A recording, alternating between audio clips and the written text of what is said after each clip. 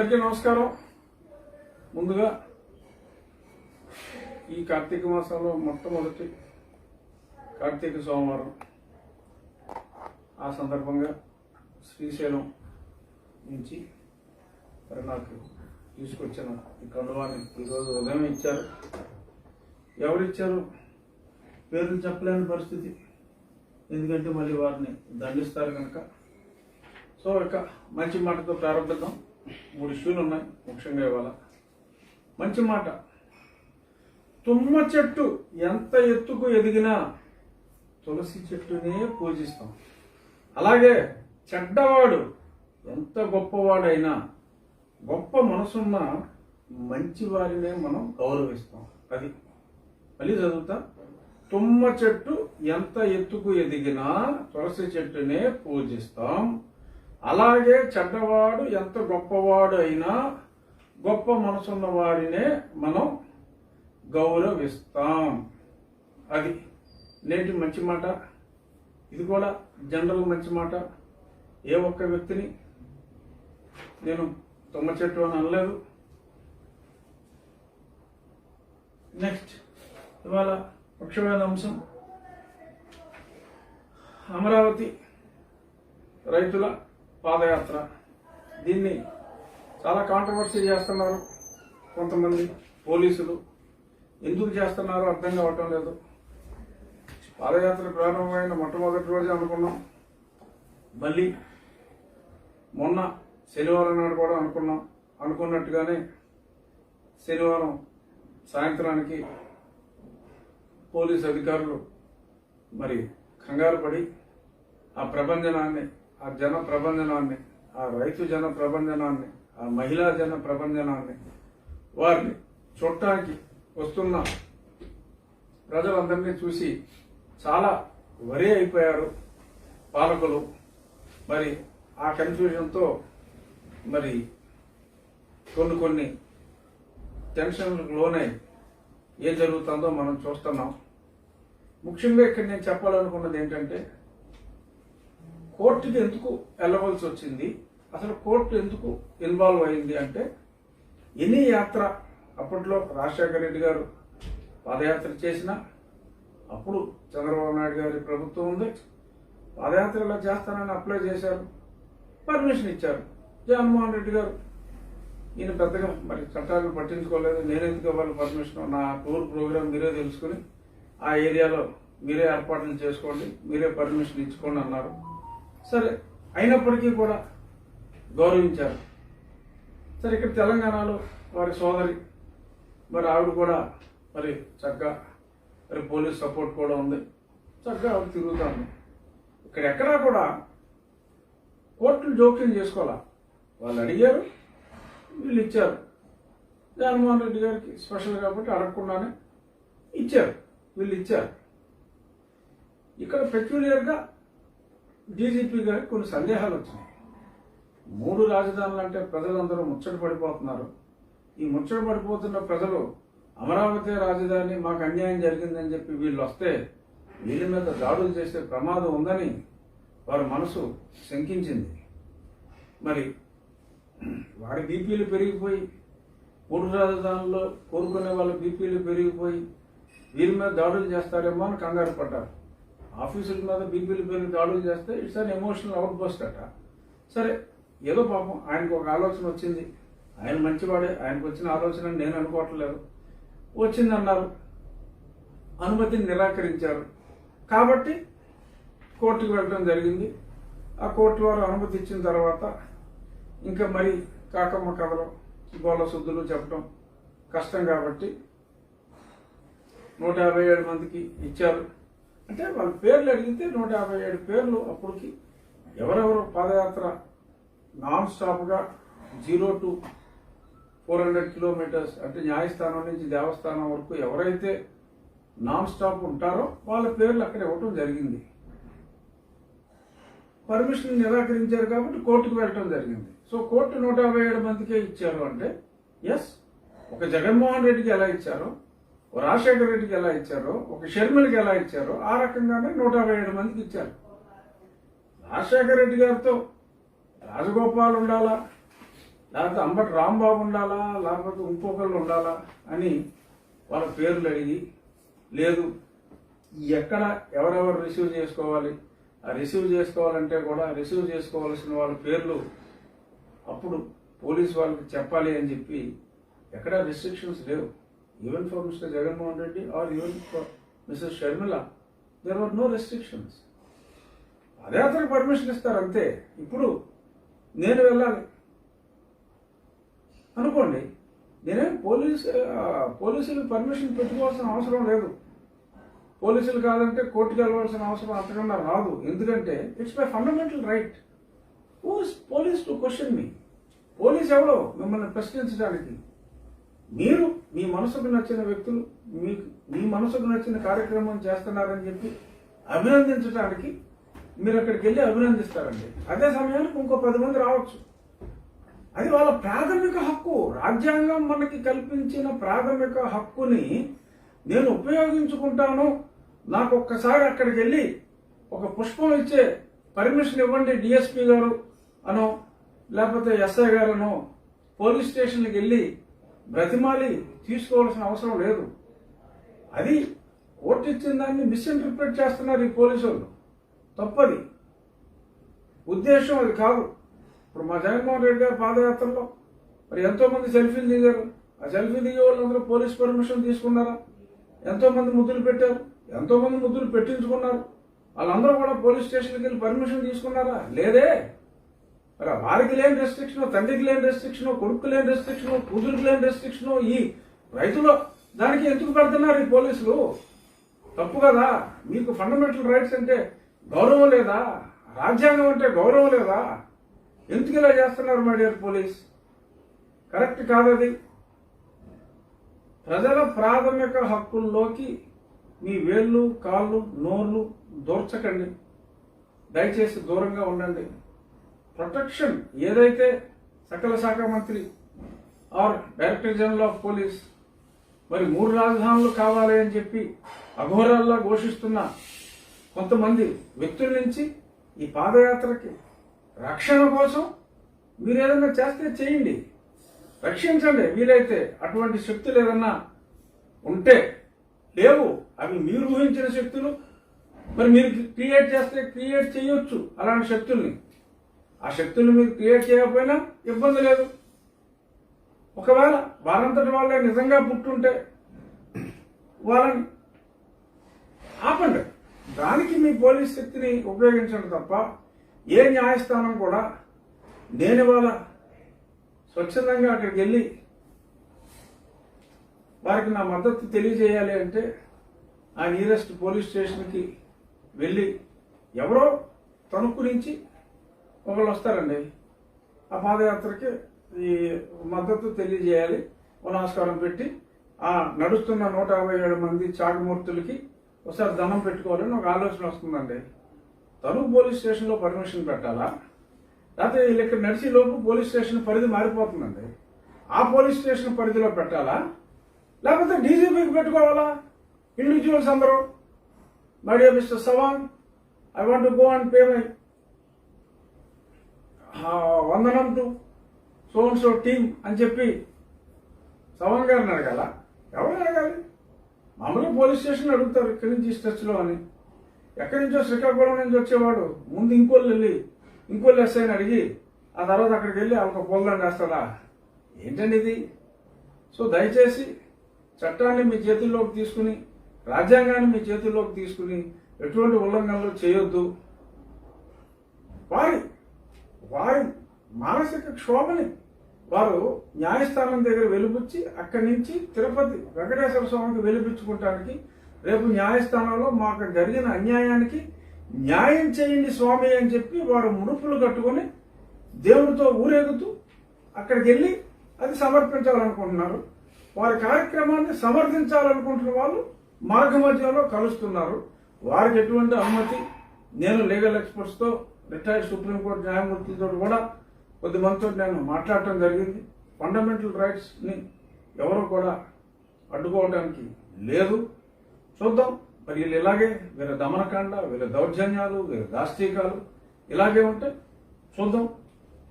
జై అమరావతి మీరు ఇలాగే యాత్రని విజయవంతంగా కొనసాగించాలని మహిళల్లో వెల్లి విరిసిన ఈ చైతన్య స్ఫూర్తితో ప్రజలందరూ కూడా సంపూర్ణంగా మద్దతు పలకాలని, అలాగే మనసులో ఎవరైతే కాదు 99% ఎవరో 1-6% తప్ప అందరూ కూడా అమరావతి రాజధానిగా కోరుకుంటున్నారు కాబట్టి వాళ్ళందరూ కూడా ధైర్యంగా సోషల్ మీడియాలో మద్దతు తెలియజేయచ్చు.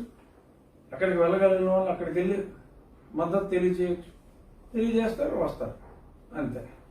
ఈరోజు రెండో సబ్జెక్ట్, మరి నిన్న పేపర్లో చూసాం మా ప్రభుత్వం,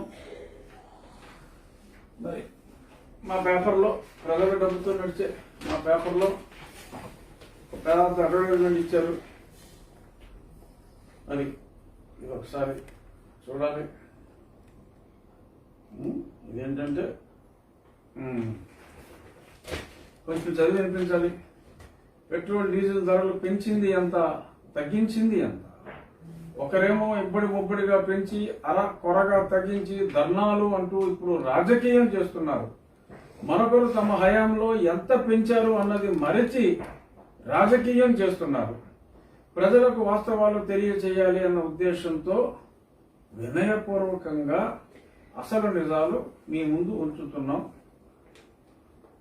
లీటర్ ధర 100 రూపాయలు దాటించి 5వ 10వ తగ్గించామంటూ పెంచిన వారే రోడ్ల మీదకి వచ్చి నిరసన చేస్తామంటే ఇంతకంటే ఘోరం ఉంటుందా? ఇదండి. ఇక ఇక్కడ ఏం రాశారంటే ఎక్సైజ్ డ్యూటీ గతంలో 47,500 కోట్లు వచ్చేది. ఇప్పుడు కేంద్ర ప్రభుత్వంలో కొత్త ప్రభుత్వం వచ్చిన తర్వాత 2015 తర్వాత స్పెషల్ ఎక్సైజ్ డ్యూటీ అని చెప్పి 74,350 కోట్లు, అడిషనల్ ఎక్సైజ్ డ్యూటీ అని చెప్పి 1,98,000 కోట్లు, ఇతర బుల్లి పన్నులు ఇంకో 15,150 కోట్లు, వెరసి 3,35,000 కోట్లు పన్నులు వసూలు చేస్తున్నారు కేంద్ర ప్రభుత్వం అన్నారు. ఇందులో 47,500 కోట్లలోనే రాష్ట్రాలకి రావాల్సిన 41% వాటా ఇస్తున్నారు. మిగిలిందంతా కేంద్ర ప్రభుత్వం నొక్కేస్తాంది అన్నట్టుగా ఇందులో ఒక అపార్థం క్రియేట్ చేసే విధంగా ఇందులో రాశారు. వీరు పెంచింది కేవలం ఒకే రూపాయట. అంటే మా ప్రభుత్వం, మా జగనన్న ప్రభుత్వం అంతా మరి అలాగే ఉంచారట. సరే, మధ్యలో ఒక జీవో ఇచ్చారు. ఆ ప్రజల్లో వెల్లివిరిసిన చైతన్యం చూసి దాన్ని ఇమ్మీడియట్ గా తూర్చని చెప్పి వెనక్కి తీసుకున్నారు. 31% 35% చేశారు. పెట్రోల్ మీద, డీజిల్ మీద 22.5% 28 చేశారు. సరే, అది మళ్ళీ కొద్ది నెలల్లోనే వెనక్కి తీసుకున్నారు. మళ్ళీ పూర్వం ఎలా ఉందో 2015కు ముందు ఎలా ఉందో 31%, తర్వాత 4 రూపాయల అడిషనల్ వ్యాట్ వేశారు. అదే ఉంచాం. ₹1 మటుకే రోడ్డుకి నేను సెస్ వేసాను అన్నారు. రోడ్డుకి సెస్ ఏం చేశారు? సెస్ అని వీళ్ళు వేసిన సెస్ కాకుండా భవిష్యత్తులో వేయబోయే సెస్కి అప్పు చేసి కనీసం ఒక బొక్క అంటే రోడ్డుకి పడిన కొన్ని చోట్ల గొంతు అంటారు, కొన్ని చోట్ల బొక్క అంటారు. బొక్క అంటే ఇదేదో బూత్ మాట కాదు. మళ్ళీ ముఖ్యమంత్రి గారు కానీ మళ్ళీ మా పార్టీ వారు కానీ బీపీలు పెంచుకోవద్దు. ఒక్కొక్క ప్రాంతంలో ఒక్కొక్క భాష. గుంత అంటారు, కన్నం అంటారు కొన్ని చోట్ల, బొక్క అంటారు కొన్ని చోట్ల. అంటే రోడ్డుకి తగిలిన గాయాలనుకోండి పోనీ, మరి అదే చెప్పాలంటే. సో ఎక్కడా కూడా కప్పెట్టిన దాఖలాలు లేవు. ఏదో 1015 వర్కులు ఉంటే 300 వర్కులకే టెండర్లు వేశారు. మరి వాళ్ళైనా అడ్వాన్స్ ఇవ్వకపోతే పనులు మొదలు పెడతారో లేదో తెలియదు. మరి మనం చేసింది అప్పులు చేయడం తప్ప మనం చేసింది ఏమీ లేదు. గత ప్రభుత్వంలో మరి వాళ్ళు రోడ్లు సరిగ్గా నిర్వహించలేదు కాబట్టి మన కన్నాలు ఎక్కువ పడిపోయినాయి అన్నారు. మరి గత ప్రభుత్వంలో రాజశేఖర రెడ్డి గారి ప్రభుత్వం కూడా ఉంది, కిరణ్ కుమార్ రెడ్డి గారి ప్రభుత్వం కూడా ఉంది. ఇప్పుడు ముఖ్యమంత్రి గారు కూడా అదే పార్టీలో ఉన్నారు. మరి అప్పుడు రోడ్లు సరిగ్గా వేయలేదని చెప్పి ఎప్పుడూ అసలు ఇదంతా సర్ ఆర్థర్ మౌంట్ బాటన్ అనాలి, లేదంటే విక్టోరియా క్వీన్ అనాలి, లేకపోతే క్వీన్ ఎలిజబెత్ అనాలి అని ఇలాంటి వంకలు చెప్పకుండా మీరు తీసుకున్న డబ్బులకి మీరు ఎన్ని కన్నాలు కప్పెట్టారు అనేది ఇక్కడ పాయింట్. అది మాట్లాడకుండా వాళ్ళు సరిగ్గా రోడ్లు వేయలేదని కూడా ఇందులో రాశారు. మరి అతి ముఖ్యమైన పాయింట్ ఇక్కడ మిస్లీడ్ చేసిన పాయింట్ మీడియా మిత్రులు కూడా సరిగ్గా వినాలి. ఏంటంటే ఏదైతే ఈ 2,73,000 కోట్లు ఎక్స్ట్రాగా కేంద్ర ప్రభుత్వం కలెక్ట్ చేసిందో అదేమి కేంద్ర ప్రభుత్వం ఓట్ల కొనుగోలుకో లేకపోతే ఇంకో పర్పస్కో ఆ స్కీములు ఈ స్కీములు అని చెప్పి ఒక్క పైసా కూడా వృధా చేయకుండా ఈ వ్యాస్ట్ కంట్రీలో మరి నిన్న మా ఒకప్పుడు జాకా గారు ఒక ట్వీట్ కూడా పెట్టాడు. బెంజ్ సర్కిల్ దగ్గర మరి రెండో ఫ్లైఓవర్ చాలా బ్రహ్మాండంగా ప్రారంభించాం, జనాలందరూ కూడా సంతోషంతో గంతులు వేస్తున్నారని. మరి ఇటువంటి బ్రిడ్జిలన్నీ కూడా మరి హైవేలు కానీ ఆ బ్రిడ్జిలు కానీ ఈ డబ్బులతోటే కట్టారు మహానుభావ. దేశం నలుమూలల అక్కడ హిమాచల్ ప్రదేశ్లో లేకపోతే ఎక్కడో అస్సాం అవతల అరుణాచల్ ప్రదేశ్ దగ్గర టన్నెల్స్ కానీ ఇదంతా భారతదేశం ఒక సమగ్ర దేశం. ఎన్నో చోట్ల ఆ శత్రువుల దాడి నుంచి రక్షించుకోవడానికి ఎన్నింటికి కూడా చాలా రహదారుల నిర్మాణం అవసరం. అలాగే దేశంలో కూడా ఒక ప్రాంతం నుంచి ఒక ప్రాంతానికి ఇప్పుడు హైవే 4 లేన్ 6 లేన్ చేస్తున్నారు. దానికి ల్యాండ్ ఎక్విజిషన్ కాస్టులు ఇవన్నీ కూడా చాలా ఖర్చుతో కూడుకున్నది. కాబట్టి అసలు వన్ టైం ఇన్ఫ్రాస్ట్రక్చర్గా మరి సుమారు మరి ఒక ఇందులో రోడ్ ఇన్ఫ్రాస్ట్రక్చర్ అంతా 1,98,000 కోట్లు 1,98,000 కోట్లు ఆ రోడ్ ఇన్ఫ్రాస్ట్రక్చర్ కోసం కలెక్ట్ చేయడం జరిగింది. వాళ్ళు దాని మీద మరి ఎటువంటి డైవర్షన్లు లేకుండా మనకు మళ్ళీ అది రోడ్లకి ఆ ఇన్ఫ్రాస్ట్రక్చర్కి అన్నిటికి వాడుతూ ఒక మంచి కార్యక్రమం వాళ్ళు చేస్తున్నారు. అంటే ఇప్పుడు మనం ఆ కార్యక్రమాన్ని ప్రజల ఖర్చుతో అడ్వర్టైజ్మెంట్ వేసి ఆ ప్రజల్ని ఏదో కేంద్ర ప్రభుత్వం ఈ డబ్బుల్ని దారి మళ్లిస్తోంది అన్న ఉద్దేశం వచ్చేలాగా మనం ఈ అడ్వర్టైజ్మెంట్ రూపంలో మాట్లాడటం జరిగింది. అంతేకాకుండా ఇక్కడ ఒక పచ్చి నిజాన్ని దాచారు. అది ఎవరో కూడా సమగ్రంగా బయటికి చెప్పలా. దాన్ని ఇప్పుడు నేను వివరంగా వివరిస్తాను, కాస్త ఓపికగా వినండి. ఏంటంటే ఇప్పుడు గతంలో అంటే నేను ఎగ్జాక్ట్ నెంబర్ చెప్పట్లేదు, నెంబరు చీటికి మాటికి మారుతూ ఉంటుంది కాబట్టి గతంలో 50 రూపాయలు పెట్రోల్ అమ్మకం ధర అనుకోండి. 50 రూపాయల మీద 31%, సరే ఎక్స్ట్రా 4 రూపాయలు అది సెపరేట్, 31% పెట్రోల్ ట్యాక్స్ ఉందనుకోండి. 50 రూపాయల మీద 31% ఎంత? 15 చిల్లర ఉంటుంది. సో ఆ 15 రూపాయలు ట్యాక్స్ మనం వసూలు చేసుకుంటున్నాం. ఇప్పుడు కేంద్రం రోడ్ డెవలప్మెంట్కి ఇంకో పర్పస్కి సెస్సుల రూపంలో ఏదైతే ఎడిషనల్ ఎక్సైజ్ డ్యూటీ అండ్ సెస్సుల రూపంలో వేసిందో మరి ముఖ్యమంత్రి గారు బాధపడుతున్నారు, మా వాటా రావట్లేదని.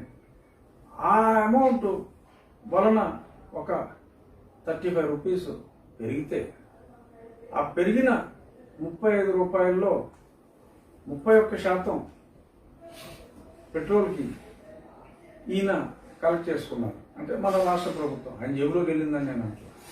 31% అంటే ఆ పెరిగిన ఆ 30 రూపాయల్లో ఆ 31% మింజువలే ఒక 10 రూపాయలు చిల్లర మనకి ఎక్స్ట్రా ట్యాక్స్ వచ్చింది. దాని గురించి చెప్పలేదే? ఇప్పుడు 1 లీటర్ పెట్రోల్కి గతంలో మనకి 15 రూపాయలు వస్తుంది అనుకోండి. కేంద్ర ప్రభుత్వం పెంచిన డ్యూటీస్ వలన మనం అదే 31% దాని మీద కూడా చార్జ్ చేసినందువల్ల మనకు ఎక్స్ట్రా వచ్చే 10 రూపాయలని మీరు తగ్గించవచ్చు కదా. ఆ 31%ని 21%కి తగ్గించవచ్చు కదా. మనకు వచ్చే లీటర్ పెట్రోల్ మీద అదే అమౌంట్ మనకు వస్తుంది కదా. గతంలో వచ్చే ఆ 15 రూపాయలే మనకు వస్తుంది కదా. అదే అలా పెంచారు కాబట్టి సంతోషంగా ఆనందంగా ఇంకా పెంచు మేము ఇలాగే మేము వేసుకుంటూ పోతే మాకు కూడా ఆ పెంచిన దాని మీద 31% నాకు వస్తుంది అన్న సంతోషంతో ఎన్నాళ్ళు మనం ఉండి ఇప్పుడు వాళ్ళు తగ్గించిన తర్వాత ప్రజల్లో ఒక అవేర్నెస్ వచ్చి అయ్యా మీరు కూడా తగ్గించండి అంటే పంజాబ్లో ఉన్న కాంగ్రెస్ ప్రభుత్వం తగ్గించింది. ఒక బీజేపీ ప్రభుత్వాలే కాదు, కాంగ్రెస్ ప్రభుత్వాలు కూడా తగ్గించినాయి. మనం తగ్గించమంటే ఓకే, రాష్ట్రాన్ని ఆర్థికంగా చిన్నాభిన్నం చేశారు, అవస్థల పాలు చేశారు. రేపో మాపో ఒకసారి అది విల్ఫుల్ డిఫాల్టర్ కింద ఆల్రెడీ ఎన్పిఏ చేశారు పిఎఫ్సి ఆర్ఏసి. తొండ ముదిరితే ఓసర వెళ్ళి అయినట్టు ఆ ఎన్పిఏ ఈ క్వార్టర్ ఎండ్కి విల్ఫుల్ డిఫాల్టర్ అవుతాడు. ఒకసారి విల్ఫుల్ డిఫాల్టర్ అయితే ఫినిష్. సరే, మరి దాన్ని ఎలా ఆపుకుంటారు, ఏం చేస్తారు, అది వేరే విషయం. బట్ ఇక్కడ ఇన్నాళ్ళు పెంచుకుంటూ పోయినప్పుడు ఆ పెంచుకున్న దాని వల్ల మనకు వచ్చిన ప్రతి లీటర్ పెట్రోల్ మీద మనం 10 రూపాయలు సంపాదించుకున్నామే, ప్రతి లీటర్ డీజిల్ మీద ఒక 7 రూపాయలు సంపాదించుకున్నామే, ఈ 4 రూపాయలు రూపాయి ఎక్స్ట్రా. ఈ 10 రూపాయలు 7 రూపాయలు మనం సంపాదించుకున్న దానికి వాళ్ళు రేట్లు పెంచడమే కారణం కదా. వాళ్ళు వేసిందే భారం అనుకుంటే ఆ భారం మీద మరింత భారం మనం వేసాం కదా. అది ఈ లెక్కల్లో చూపెట్టలేదే. బుగ్గన రాజేంద్రనాథ్, ఎందుకంటే ఆ పేరు మీద ఇచ్చారు. ఎవరి రాజేంద్రనాథ్ అనుకున్నా, ఎందుకంటే నాకు తెలిసింది ఆయన రెడ్డి గారు, కేవీ రెడ్డి గారు మనవడు రాజేంద్రనాథ్ రెడ్డి గారు అనేది తెలుసు. ఆయన మరి ఆ రెడ్డి కట్ చేశారు, మరి ఎందుకు కట్ చేశారో నాకు తెలియదు. రాజేంద్రనాథ్ పేరు మీద ఎవరి రాజేంద్రనాథ్ అని కన్ఫ్యూజ్ అయ్యే ముందు కింద రాశారు. తర్వాత చిన్న అక్షరాల్లో ఆర్థిక ప్రణాళిక శాసనసభ వ్యవహారాల వాణిజ్య పన్నుల శాఖ మార్చరు. ఇది ఇంకా 2-3 శాఖలు ఇస్తే అసలు ఈ పేజే సరిపోదు.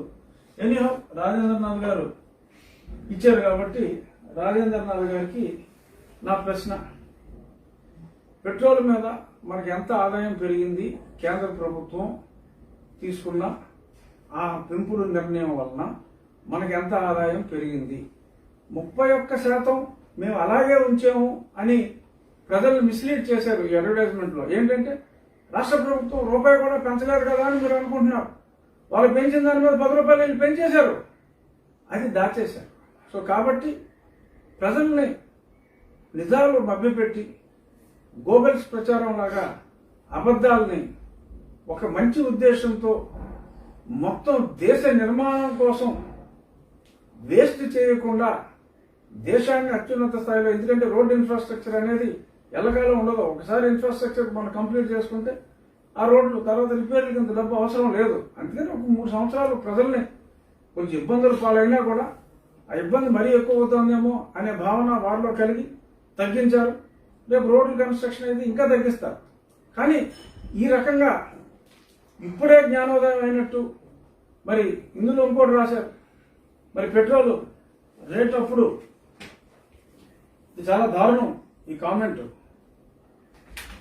ఎంత నీచమైన కామెంట్ అంటే, ఒకవైపున సగటు క్రూడ్ ఆయిల్ ధరలు గణనీయంగా తగ్గినప్పటికీ 2019 మే నెలలో లీటర్ పెట్రోల్ 76.89, లీటర్ డీజిల్ 71.50 ఉన్న ఆయిల్ ధరలు నవంబర్ 21 నాటికి లీటర్ పెట్రోల్ 115.99, లీటర్ డీజిల్ 108.66కి చేరటం వాస్తవం కాదా?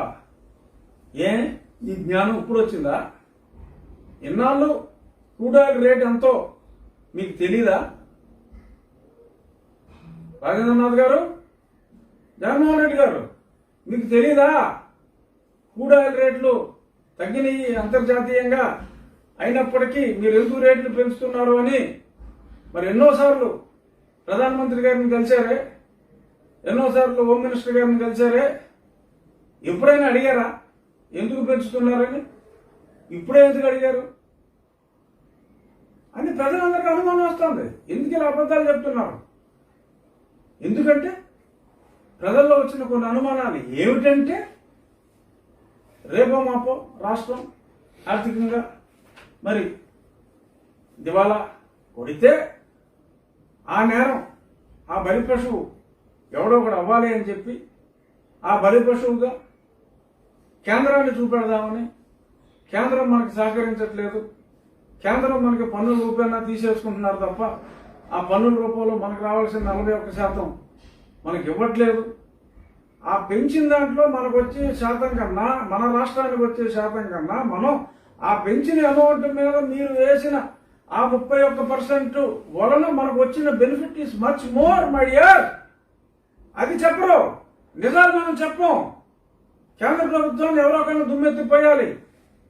₹1 కూడా వేస్ట్ చేయకుండా ప్రజా సంక్షేమం కోసం భవిష్యత్తు బాగోవాలని, దేశ ప్రజల భవిష్యత్తు బాగోవాలని రోడ్లు వేసిన వాళ్ళని మనం విమర్శిస్తాం. మనం రోడ్లు వేస్తామని చెప్పి డబ్బులు తీసుకుని అది రోడ్లు వేయకపోయినా సరే మేము దానాలు చేసాం, ధర్మాలు చేసాం, పేదవారికి అది ఇచ్చాం, ఇది ఇచ్చామని మనం మాట్లాడుతున్నాం. సంక్షేమం అవసరమే, అభివృద్ధితో కూడిన సంక్షేమం. సంక్షేమం కోసం సంక్షేమం, ఓట్ల కోసం సంక్షేమం కాదు. అల్టిమేట్గా ప్రతి ఓటు కోరుకునేది అభివృద్ధి. ఇక్కడ ఈ రకంగా రేపు ఏదైనా ఆర్థికంగా ఇబ్బంది ఉంటే ఎవరి మీద తోసేయటం కోసం ఈ రకంగా మాట్లాడటం అనేది అది భావ్యం కాదు. చెప్పాలి అంటే ఇది కొన్ని వర్గాల మధ్యన రాజ్యాంగంలో కొన్ని ప్రొవిజన్స్ ఉన్నాయి. ఆ రాజ్యాంగంలో ఉన్న ప్రొవిజన్స్ని మళ్ళీ అదేంటి అన్నది నేను ఇప్పుడు డీటెయిల్గా చెప్పను. ఆ కొన్ని ప్రొవిజన్స్ గురించి నేను మాట్లాడితే కొన్ని మతాల మధ్యన రఘురామకృష్ణరావు చిచ్చు పెడుతున్నాడు. అవి బాబాయ్ ఆంధ్రప్రదేశ్ బదలైపోయి ప్రమాదం ఉందని చెప్పి అప్పటికప్పుడు 4 పోలీస్ స్టేషన్లో ఒకేసారి ఒకే సమయంలో మీరు కొన్ని కంప్లైంట్లు ఇప్పించుకుని రెక్కి నిర్వహించి నేను ఎప్పుడు ఇంట్లో ఉంటానో కొంతమందిని ఆ రోజు ఉదయం కూడా నా స్నేహితుల్లాగా మరి పంపించి నటించి మరి అరెస్ట్ చేశారే.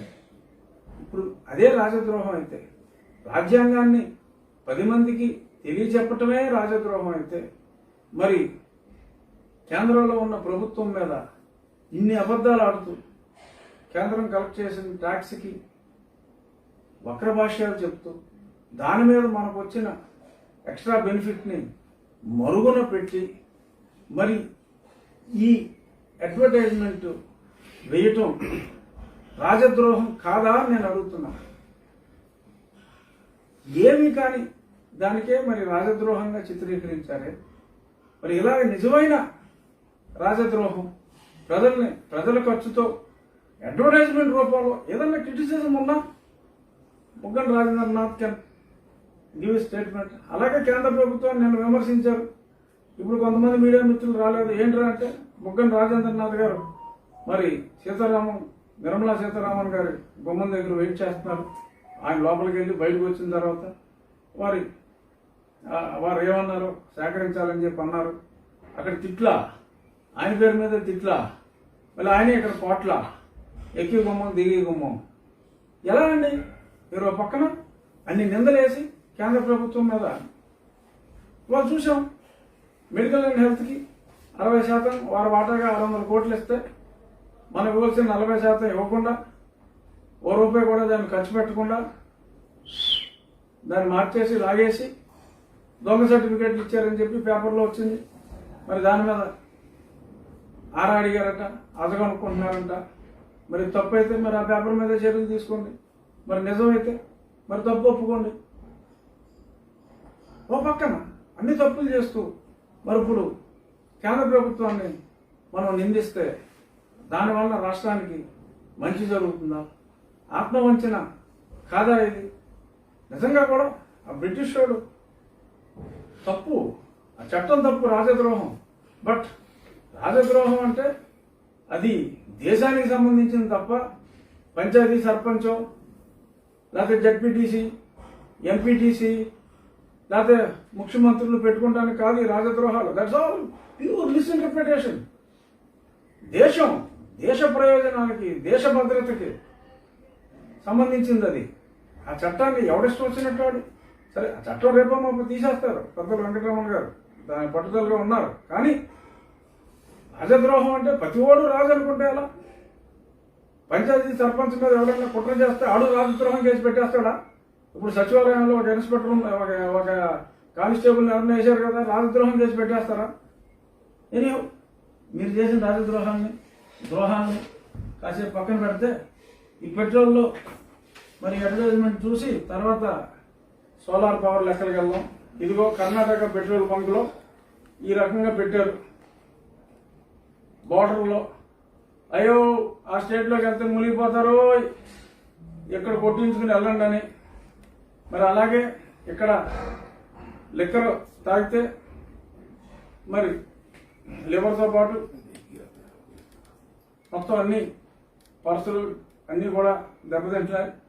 మరి పక్క రాష్ట్రంలో డీజిల్ కొట్టుకుంటే మరి ఏదైనా కొత్త చట్టం తీసుకొచ్చి మా రాష్ట్రంలోకి రావడానికి వీల్లేదనో, లేదు అక్కడ ఎంత కొట్టించుకు వస్తే మేము అందులో రాడ్డేసి ఎంత పెట్రోల్ ఉందో ఎంత డీజిల్ ఉందో చూసి అంత ఎక్స్ట్రా మనం కలెక్ట్ చేస్తామనో, మరి ఏ సలహాదారుడు ఏ దిక్కుమాలిన సలహాదారుడు చెప్తే మరి రేపు మాపు మరి జగన్మోహన్ రెడ్డి గారు ఫాలో అవుతారేమో తెలీదు, చూద్దాం. ఇక ముఖ్యమైన విషయం, ముందుగా మన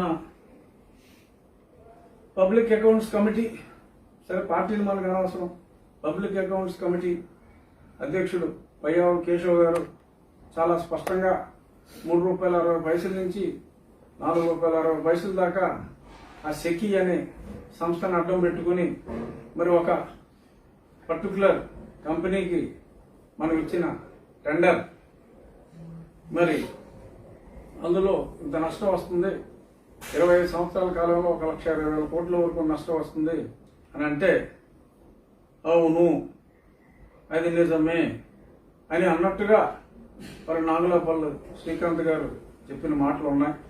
సరే, మా సాక్షిలో వేరే రకంగా వాళ్ళు కావాల్సినట్టు రాసుకున్నారు, ఆయన చెప్పింది చెప్పినట్టు కాకుండా. ఆయన అందులో స్పష్టంగా చెప్పింది ఏంటి, శ్రీకాంత్ ₹4.16 అవుతుందండి అని చెప్పారు. ₹2.49 కొంటే ₹4.16 అవుతుంది, అది ఇక్కడికి చేరేటప్పటికీ అన్నారు. ఇక అందులో ఇంకొక చిన్న ఫిట్టింగ్ ఉంది, ఏంటంటే రేపు డ్యూటీ స్ట్రక్చర్ పెరిగితే ఆ డ్యూటీ భారం కూడా ఈ టారిఫ్ మీద పడి ప్రమాదం ఉంది. అది సుమారు ఒక 50 పైసల వరకు ఉండే అవకాశం ఉంది. ఆ 50 పైసలు ఈ 4.16 ఏ శ్రీకాంత్ అయితే చెప్పడం జరిగిందో, ఆ 4.16 అయితే అతనికే కదా పాపం. ఏదో బాలినేని గారు ఆయనకి లెక్కలు తెలియదు, ఆయన ఏదో నోటుకు వచ్చింది చెప్పండి ఆయన చెప్పాడు. ఇప్పుడు శ్రీకాంత్ కరెక్ట్గా చెప్పాడు, ₹4.16 అని చెప్పాడు ఆయన. మరి ఆయన చెప్పిన 4.16కి ఆ 50 పైసలు యాడ్ చేస్తే ₹4.66 అయింది. ఇంచుమించుగా ఒక 6 పైసలు ఎక్కువగా మరి కేశవ్ గారు చెప్పిన దానికి అది మ్యాచ్ అవుతుంది. మరి ఎవడు కట్టుకుంటాడు ఇది? దానికి ఆయన ఇచ్చిన ఆ లాజిక్ ఏంటంటే, రాజస్థాన్లోనట సూర్యుడు 1 గంట ఎక్కువసేపు ఉంటాడట, అందుకని పవర్ సాయంత్రం మనకు చీరగడిపోయినా సరే అక్కడి నుంచి మనకు పవర్ వస్తుందట. అందుకని మనం పీక్ అవర్లో అవసరాలకు కూడా మనం అది వాడుకోవచ్చట.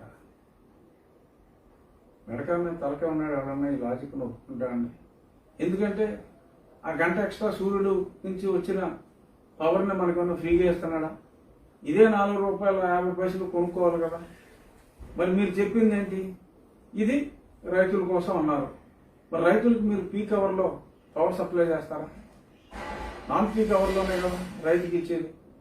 రైతుకి పీక్ అవర్లో మార్నింగ్ 6 to 9 మనకి పీక్ అండి, నైట్ మళ్ళీ 6 to 10 పీక్ అవర్ అండి. ఎందుకంటే గృహాల లోడు, లైటింగ్ లోడ్లు ఇవన్నీ కూడా ఎక్కువ అవుతాయి. That is called as the peak load. ఇప్పుడున్న టైమింగ్స్ భారతదేశంలో that is called as the peak load. ఆ పీక్ అవర్లో మీరు ఎలాగో ఇవ్వరు కదా. మీరు చెప్పింది రైతుల కోసం, ఇప్పుడు శ్రీకాంత్ చెప్పింది ఆ పీక్ అవర్లో మనకు తక్కువ వస్తుంది అని చెప్పారు. ఇంకొకటి, ఎంత ఎంత దారుణంగా వీళ్ళ అబద్ధాలని ప్రచారం చేస్తున్నారు. ఎందుకంటే జగన్మోహన్ రెడ్డి గారికి ఒక 40 మెగావాట్ల ప్లాంట్ ఉంటే, మరి నాకు సరే వీళ్ళందరూ కొన్ని ప్లాంట్లు మోయించారు. మరి ఒక 1000 మెగావాట్, ఒక 1500 మెగావాట్ల పైగా నేను స్థాపించడం జరిగింది. నాకు much better than all these folks అయినా. ఏంటంటే మన రాష్ట్రంలో ఈ ఏపీ గ్రీన్ పవర్ కార్పొరేషన్ అని చెప్పి పెట్టి పిలిచిన టెండర్లో 25 సంవత్సరాల తర్వాత బూట్ బేసిస్లో ఆ అసెట్ మందవుతుంది, ఆ పవర్ ప్లాంట్ మందవుతుంది. అలాగే గతంలో ల్యాంకో జీవీకే వాళ్ళు పెట్టిన ప్లాంట్ కూడా 15 సంవత్సరాల తర్వాత బ్యూటిఫుల్ అసెట్ అది మన రాష్ట్ర ప్రభుత్వం సొంతమైంది. ఆ రకంగా మనం చూస్తూ ఉండగానే 25 ఏళ్ళు నడిచిపోతాయి.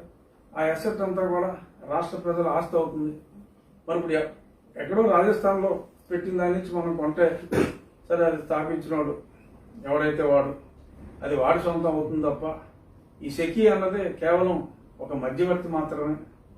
ఏదో సెకీ ద్వారా అని చెప్పి మసిపూసి మారేడికాయ చేసి అసలు క్యారెక్టర్ని పెట్టి అన్ని అబద్ధాలు ఇల్యూషన్ క్రియేట్ చేస్తున్నారు.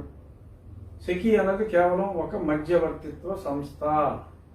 అది ఒక రెన్యూవబుల్ ఎనర్జీ డెవలప్మెంట్ కోసం ఏర్పాటైన సంస్థ. వాడేమి డబ్బులు పెట్టడు, వాడు కమిషన్ తీసుకుంటాడు అంతే. టెండర్ పిలుస్తాడు, అటు ఇటు ఫిక్స్ చేస్తాడు. అంతకు మించి ప్లాంట్ పెట్టేవాడు వేరు. మనం చూపెట్టేది solar energy corporation of India, కేంద్ర ప్రభుత్వ సంస్థ అని చెప్పి అదనమాట. అంత డామ్డిష్కు సప్లై చేసేవాడు వేరు. 25 ఏళ్ళ తర్వాత వాడిదే ఆ అసెట్ అవుతుంది. ఆ అసెట్ మనకు రాదు. మన రాష్ట్రంలోనే మనం అది స్థాపించుకుని ఉంటే మరి టెండర్ వేసినప్పుడు మీకు ఈ జ్ఞానం లేదంటారు బాబు. ఎందుకు పిలిచారు టెండర్? ఇప్పుడేమో సెప్టెంబర్ 14న ప్రపోజల్ వస్తుంది, 15న రెడీ చేస్తారు, 16వ తారీఖు యాక్సెప్ట్ చేస్తారు. అంత ఫాస్ట్గా. మరి ఇన్నాళ్ళు మీరు చేసిన స్టడీస్ ఏమైనాయి? మనం అంతకుముందు చెప్పిన కహానీలు ఏమైనాయి? మన రాష్ట్రంలోనే మనం స్థాపించుకుంటే, మన పవర్ని మనమే వాడుకుంటే, మనం ఇక్కడే మన గ్రిడ్లో మనం వాడుకుంటే అని చెప్పి అన్ని కథలు చెప్పారు. మళ్ళీ రివర్స్ కథలేంటి? రివర్స్ టెండరింగ్ లాగా చాలా దారుణం. ఇక్కడ మనకి ఆల్రెడీ ఇన్ఫ్రాస్ట్రక్చర్ ఉంది. గత ప్రభుత్వం చాలా ఇన్ఫ్రాస్ట్రక్చర్ డెవలప్ చేసింది కాబట్టి ఈ నెట్వర్క్ అంతా మనం వాడుకుంటే మనకి ట్రాన్స్మిషన్ కూడా ఎక్స్ట్రా డబ్బు ఖర్చు పెట్టక్కర్లేదని అప్పుడు చెప్పావా? ఇప్పుడేమో ఇంకో 2000 కోట్లు పెట్టాలి కాబట్టి ఆ పెట్టుబడి మనం పెట్టక్కర్లేదు కాబట్టి అక్కడెక్కడి నుంచో తెచ్చుకుంటానంటావా? ఈ ట్రాన్స్మిషన్ ఛార్జ్ కొంత రాయితీ ఉందని అంటున్నారు. ఆ రాయితీ మనకు సప్లై మొదలైతే ఇప్పుడు ఈ పీపీఏ చూపెట్టి వాడు అప్పు తెచ్చుకుంటాడు. ఏ కంపెనీ వాడైతే ఆ టెండర్ ఈ సెకీ అన్నదాన్ని ఒక సఖీలాగా వాడుకుంటున్నాడో వాడు ఈ కాంట్రాక్ట్ చూపెట్టి అప్పు తెచ్చుకుంటాడు. అప్పు తెచ్చుకుని అప్పుడు కడతం మొదలెడతాడు. ఆ కడతం మొదలెట్టిన తర్వాత 24 నుంచి ఎప్పటి నుంచో మనం సప్లై చేస్తాడు. అప్పటికి రూల్స్ మారిపోవచ్చు, అప్పటికి ట్యాక్స్ స్ట్రక్చర్ మారిపోవచ్చు, ఎన్నో మారిపోవచ్చు. అదంతా మళ్ళీ ఎత్తినేస్తారు. ఆ ట్రాన్స్మిషన్ కాస్ట్ కూడా, ఆ ఎక్స్ట్రా ట్రాన్స్మిషన్ కూడా మళ్ళీ ఎత్తినేస్తారు. ఇప్పుడున్న రాయితీలు ఉండొచ్చు, ఊడొచ్చు. అవి ఊడితే అవన్నీ కూడా మన మీద వేస్తాం వచ్చు అని చెప్పి కూడా అందులో రాసుంది.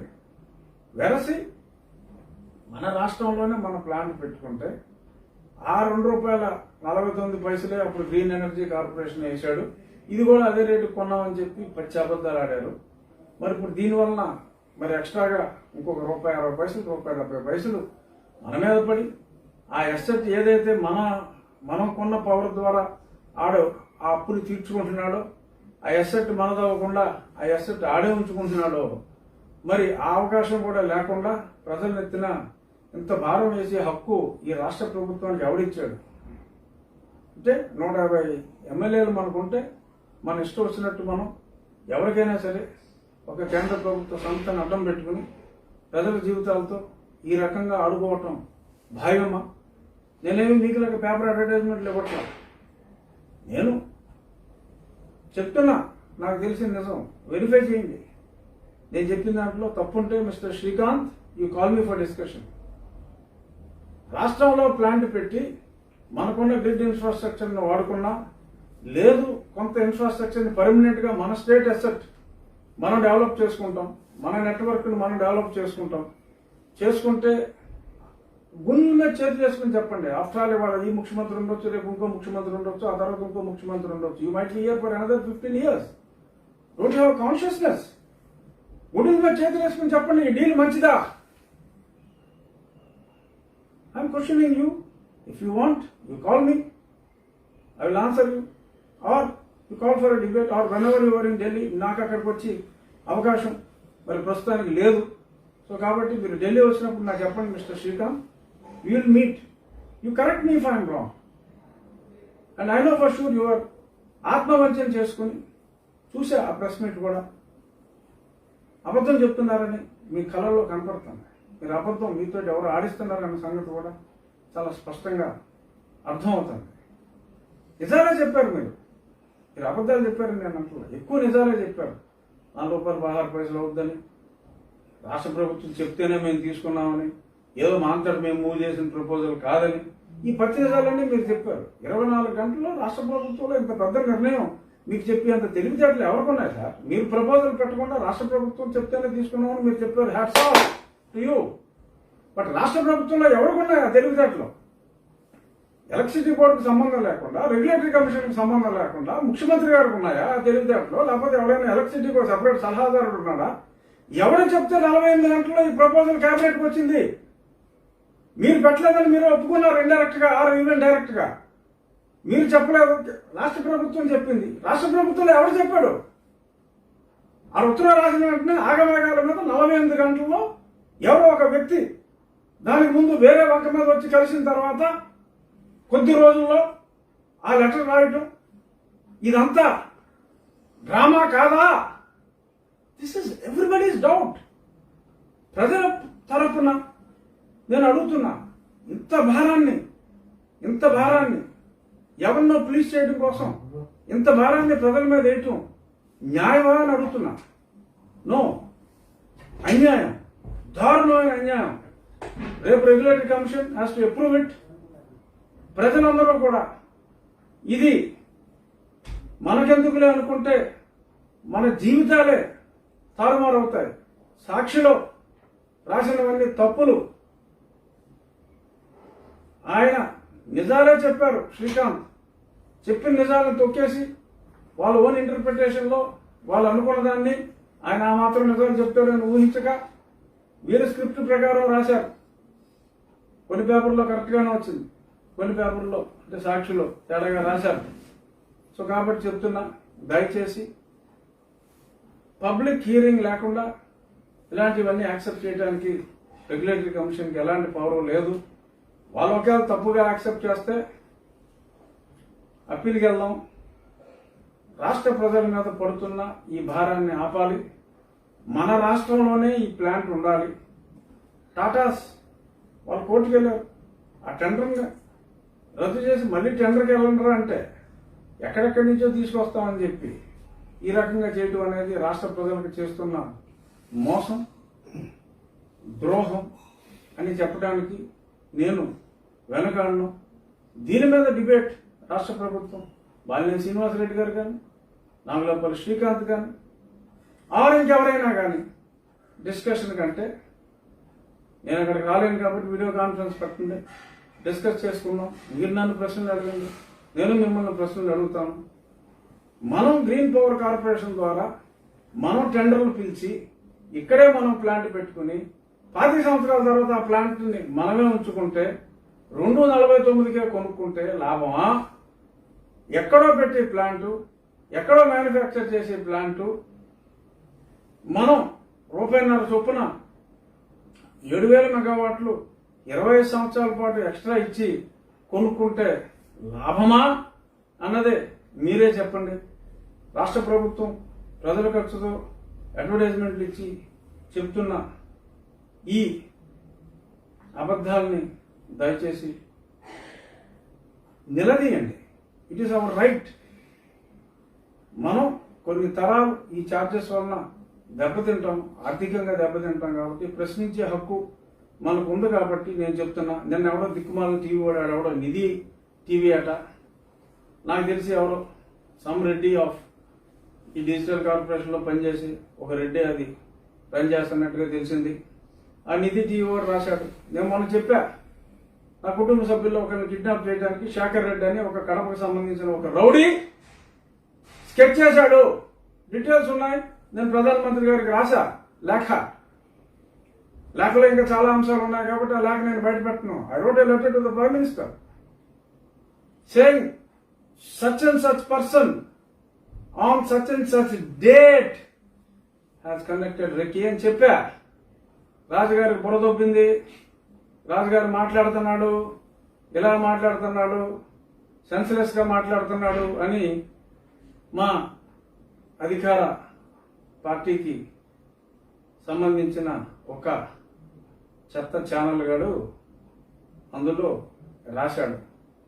అందులో ఇంకోటి కూడా అన్నాడు, ఎవరైతే ఇతన్ని పార్లమెంట్ సభ్యుడిగా ఉండటానికి అవకాశం ఇచ్చారో వాళ్ళ మీదే ఈయన మాట్లాడుతున్నాడు, అర్థం లేని మాటలు మాట్లాడుతున్నాడు, విశ్వాసం లేదు అని మాట్లాడారు.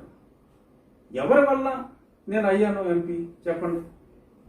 నేను ఎన్నోసార్లు చెప్పా, నన్ను మీరు బతిమాలితే వచ్చాను రా బాబు అని ఎన్నోసార్లు చెప్పాను. అర్థం కాదు. నేను చెప్పగలను, ఆయన మోహన్ చూసే నేను ఎంపీ అయ్యాను, ఆయన దయాదాక్షిణ్యంతో ఎంపీ అయ్యాను అని చెప్పి నీ టీవీలో నువ్వు చెప్పించుకున్నావు మిత్రమా. నేను చెప్తా, 2013 ఎండ్లో నన్ను పార్టీ నుంచి బహిష్కరించారు అని మీరే చెప్పారు. ఒప్పిందా పార్టీ? అయిపోయిందిగా. అప్పుడు మళ్ళీ తెచ్చుకున్నారు, బతిమాలు తెచ్చుకున్నారు, దగ్గరగా.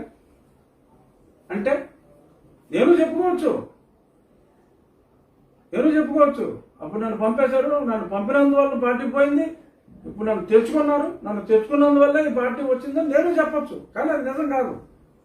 అప్పుడు పోవడానికి కారణం నేను కాదు, ఇప్పుడు రావడానికి కారణం నేను కాదు, కానీ నేను చెప్పుకోవచ్చు. అలాగే నేను గెలవడానికి కారణం కూడా మీరు కాదు అని నేను చెప్తున్నా. గెలవడానికి ఒక కారణం మీరు అయ్యుండొచ్చు, నేను నెగ్గడానికి కారణం నేను, సింహభాగం నేను అని ఎన్నిసార్లు చెప్పినా ఏదో ఒక అబద్ధాన్ని పదే 10 సార్లు చెప్పి నన్ను ఏదో విశ్వాసఘాతకుడుగా ఎవరు అడిగారు? నేను వస్తానని నిన్ను అడిగానా? నన్ను ప్రతిమాలి ఇప్పుడు నా ఛాన్తో ఇంకో దాంతో నాకున్న ఇంకో దాంతో నేను నెగ్గితే సరే నీ ఫేస్ వాడుకున్నా. మళ్ళీ రిపీట్ అయినా సరే రిపీట్ చేయవలసి వస్తాను. నేను నా నిధి టీవీ చూసిన తర్వాత బాధ అనిపించింది, చెప్తున్నా. తప్పు అలా మాట్లాడటం.